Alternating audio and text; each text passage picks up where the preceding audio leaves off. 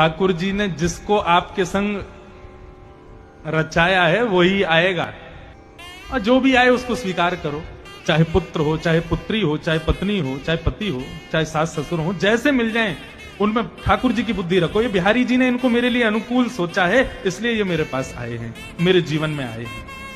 विश्वास मानिए, बिहारी जी का प्रसाद मान करके पति को, पत्नी को, सास ससुर को, बच्चों को स्वीकार करोगे ना, तो प्रसाद सदैव हितकारी होता है, कभी अनहित नहीं करता।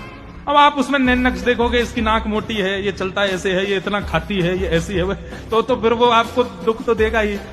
लेकिन प्रसाद कैसा भी हो, कैसे भी पात्र में हो, कैसी भी स्थिति में हो, पता, अरे कहां तक कहे महाराज, मंदिर का प्रसाद यदि जमीन पे भी गिर जाए ना, तो हम विचार नहीं करते कि जमीन कैसी, तुरंत उठा के खा लेते हैं। प्रसाद कैसा भी हो वो हितकारी होता है, उससे कोई कष्ट नहीं हो सकता। गंगा कैसी भी हो, गंगा में भले ही दुनिया भर की हमने नदियां मिला दी, नाले मिला दी, लेकिन गंगा गंगा ही है, क्योंकि वो भगवान के चरणों से निकला हुआ प्रसाद है।